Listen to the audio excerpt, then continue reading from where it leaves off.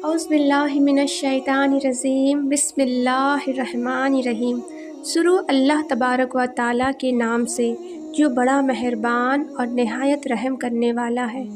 فلسطین و بیت المقدس کی زمین پر آج بھی 30,000 سے زیادہ نبیوں کی قبریں بنی ہوئی ہے اور اکثر نبی اسی زمین کے آس پاس ہی آتے رہے ہیں۔ بیت المقدس کی مسجد کو حضرت سلیمان علیہ السلام نے جناتوں کے ذریعے بنوایا تھا اور ہمیشہ سے اس زمین پر کبھی یہودیوں نے قبضہ جمانے کی کوشش کی ہے تو کبھی عیسائیوں نے۔ اسلام آنے سے پہلے یہی دو قومیں بیت المقدس کے لیے آپس میں لڑتی آ رہی ہے، یہاں تک کہ فلسطین میں جب کوئی یہودی بادشاہ بنتا تو بیت المقدس کے آس پاس بسنے والے سارے عیسائیوں کو قتل کر دیتا، اور جب کوئی عیسائی بادشاہ بنتا تو بیت المقدس کے آس پاس بسنے والے سبھی یہودیوں کو قتل کر دیتا تھا۔ صدیوں سے یہی ہوتا چلا آ رہا تھا۔ جب حضور صلی اللہ تعالی علیہ وسلم دنیا میں تشریف لائے اور لوگوں کو اسلام کی دعوت دی تو آگے چل کر مدینہ میں ایک اسلامک حکومت کی بنیاد رکھی گئی، اور پھر دھیرے دھیرے آس پاس کے سبھی علاقے اسلامک حکومت میں شامل ہوتے چلے گئے، یہاں تک کہ حضرت عمر رضی اللہ تعالی عنہ کی حکومت کے زمانے میں بیت المقدس بھی فتح ہو کر مسلمانوں کے ہاتھوں میں آ گیا۔ حضرت عمر رضی اللہ تعالی عنہ نے مشہور صحابی حضرت ابو عبیدہ بن جراح کو ایک بڑا لشکر دے کر مصر کی طرف بھیجا تاکہ ان علاقوں میں فتح کر کے اسلامک حکومت میں شامل کر سکے۔ حضرت ابو عبیدہ بن رضی اللہ تعالی عنہ نے بہت سی جنگیں لڑ کر مصر و یمن اور آس پاس کے سبھی علاقوں کو فتح کر لیا۔ اب آخری میں بیت المقدس ہی بچا تھا تو حضرت ابو عبیدہ بن رضی اللہ تعالی عنہ نے آ کر اپنی فوج کے ساتھ فلسطین پر بھی چڑھائی کی اور اسے چاروں طرف سے گھیر لیا۔ اس وقت بیت المقدس عیسائیوں کے قبضے میں تھا۔ حضرت عمر رضی اللہ تعالی عنہ کے دور حکومت میں ان کا اتنا دبدبا تھا کہ حضرت عمر کے نام سے ہی بڑے بڑے بادشاہ کانپتے تھے، کیونکہ حضرت عمر رضی اللہ تعالی عنہ کی ہی حکومت کے وقت ایران و روم جیسے بڑے بڑے ملک بھی اسلامک سرحدوں میں شامل ہوئے۔ جب روم و ایران جیسے طاقتور دیشوں کے بادشاہوں نے بھی حضرت عمر کے سامنے گھٹنے ٹیک دیے، باقی چھوٹے چھوٹے ملکوں کو یقین ہو گیا کہ اب حضرت عمر جدھر بھی اپنا رخ کریں گے اس علاقے کو فتح کرنا ان کے لیے کوئی مشکل نہیں۔ اس لیے اس وقت کے چھوٹے چھوٹے بادشاہ حضرت عمر کے نام ہی سے کانپتے تھے۔ اسلامک حکومت 35 لاکھ مربع میل تک پھیل چکی تھی کہ جتنے میں آج 3-4 بڑے بڑے ملک شامل ہو سکتے ہیں۔ اب حضرت عمر کا خوف تو پہلے ہی سے فلسطین عیسائیوں میں بیٹھا ہوا تھا، تو جس وقت حضرت ابو عبیدہ نے جا کر بیت المقدس کو ہر طرف سے گھیرا اور عیسائیوں کو مجبور کیا کہ وہ بیت المقدس مسلمانوں کے حوالے کر دے، تو پہلے تو عیسائیوں نے مخالفت کی، لیکن بعد میں وہ اس بات پر راضی ہو گئے۔ عیسائیوں کے ایک بڑے عالم نے آ کر حضرت ابو عبیدہ رضی اللہ تعالی عنہ سے کہا کہ ہم صلح کرنا چاہتے ہیں، لیکن بیت المقدس کی چابیاں ہم تمہیں نہیں پکڑا سکتے، کیونکہ تمہارے اندر ان نشانیوں میں سے کچھ بھی نہیں کہ جو ہماری کتابوں میں لکھی ہے کہ ایک بادشاہ آ کر بیت المقدس کو ہم عیسائیوں سے لے گا۔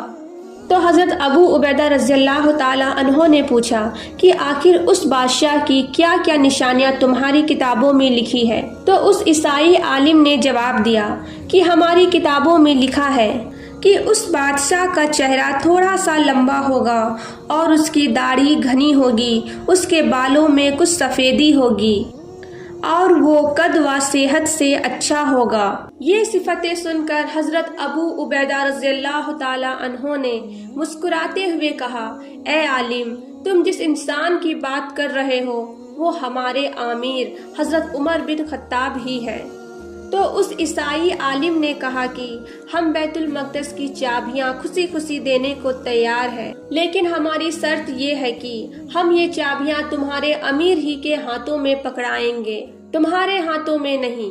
تو یہ سن کر حضرت ابو عبیدہ رضی اللہ تعالی عنہ نے مدینہ کی طرف حضرت عمر کو خط لکھ کر بھیجا کہ اے امیر المومنین، بیت المقدس فتح ہو چکا ہے، لیکن یہاں کے عیسائی مطالبہ کر رہے ہیں کہ آپ خود ہی فلسطین آ کر بیت المقدس کی چابیاں اپنے ہاتھوں سے لیں اور برکت کے لیے بیت المقدس کا تالا آپ خود ہی کھولیں۔ حضرت عمر رضی اللہ تعالیٰ عنہ کے انصاف کے چرچے دور دور تک پھیلے ہوئے تھے۔ وہ تو ایک سادہ سی زندگی گزارتے تھے، روکھا سوکھا کھا کر اسی پر گزارا کرتے تھے، اور جو بھی کپڑے پہنتے اکثر ان میں پیون ہی لگے ہوتے۔ آخر جس دن حضرت عمر رضی اللہ تعالیٰ عنہ کو بیت المقدس جانا تھا تو ان کے پاس جو کپڑا تھا ان میں 17 سے زیادہ پیون لگے ہوئے تھے۔ حضرت عمر ایک گھوڑے پر سوار ہو کر اپنے خاص غلام کے ساتھ نکلے۔ اب فلسطین تو مدینہ سے بہت دور تھا، اس لیے حضرت عمر نے اپنے غلام سے کہا کہ دیکھو بھائی، میں ایک ہی گھوڑے کا مالک ہوں، میرے پاس اور گھوڑے نہیں ہیں، اس لیے اس پورے راستے ہم دونوں میں سے کچھ دیر تم پیدل چلنا اور میں گھوڑے پر سوار رہوں گا، اور پھر کچھ دیر میں پیدل چلوں گا اور تم گھوڑے پر سوار رہنا، کیونکہ اگر ہم دونوں ایک ساتھ اس گھوڑے پر سوار ہو جائیں گے تو یہ گھوڑے کے ساتھ زیادتی ہوگی، اور عمر اپنی حکومت میں یہ برداشت نہیں کر سکتا کہ کسی بھی مخلوق پر کوئی زیادتی ہو۔ آخر حضرت عمر رضی اللہ تعالیٰ عنہ اپنے غلام کے ساتھ فلسطین کی طرف روانہ ہوئے۔ پیروں میں پھٹے ہوئے جوتے تھے، کپڑے پر 17 پیون لگے ہوئے تھے۔ تھوڑی دور خود گھوڑے پر سوار ہوتے اور غلام گھوڑے کی لگام پکڑ کر چلتا، اور کچھ دور غلام کو گھوڑے پر سوار کرتے اور خود اس کی لگام پکڑ کر چلتے۔ کئی دنوں کے سفر کے بعد یہ دونوں حضرات فلسطین کے قریب پہنچے تو اتفاق سے یہ ہوا کہ جب فلسطین کے اندر داخل ہونے کا موقع آیا تو اس وقت گھوڑے پر سوار ہونے کی باری غلام کی تھی، لیکن غلام نے حضرت عمر کے سامنے ہاتھ جوڑتے ہوئے کہا کہ اے امیر المومنین، فلسطین قریب آ چکا ہے،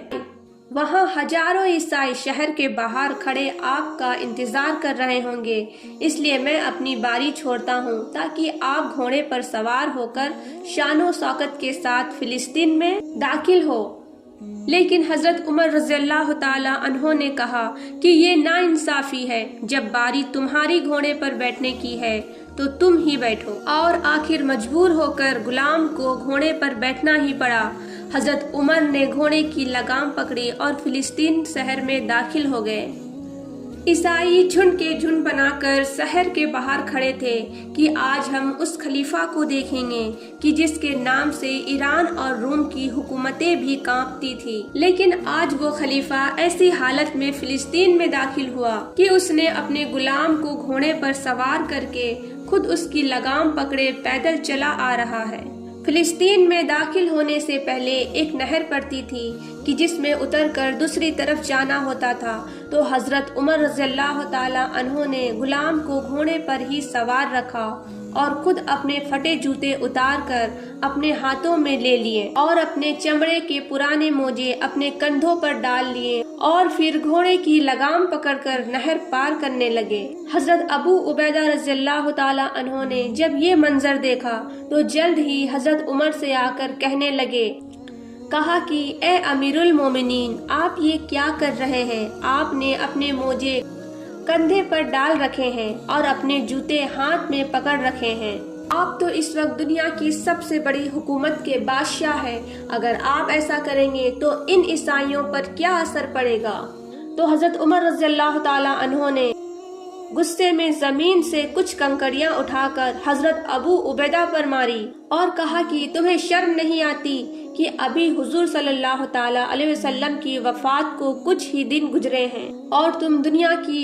رنگینیوں میں کھیلنے لگے ہو؟ پھر حضرت عمر رضی اللہ تعالیٰ عنہ بیت المقدس میں پہنچے، عیسائیوں سے چابی لے کر خود ہی مسجد کا دروازہ کھولا، ممبر پر چڑھ کر ایسا اثر انداز خطبہ دیا کہ جسے سن کر سبھی کے آنکھوں میں آنسو بھر آئے۔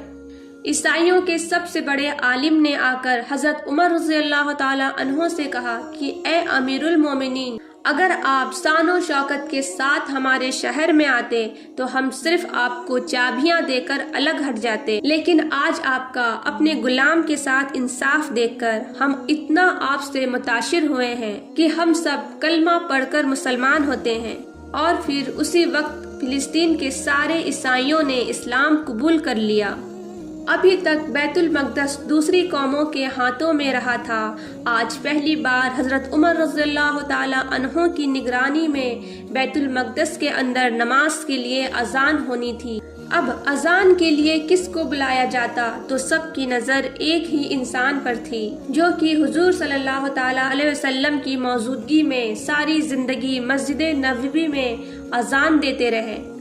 اور وہ تھے حضرت بلال حبشی رضی اللہ تعالی عنہ۔ حضور صلی اللہ تعالی علیہ وسلم کی وفات کے بعد حضرت بلال رضی اللہ تعالی عنہ نے قسم کھائی تھی کہ اب میں ساری زندگی کبھی اذان نہیں دوں گا، کیونکہ جب بھی وہ اذان دینے کے لیے کھڑے ہوتے تو حضور صلی اللہ تعالی علیہ وسلم کو اس قدر یاد کرتے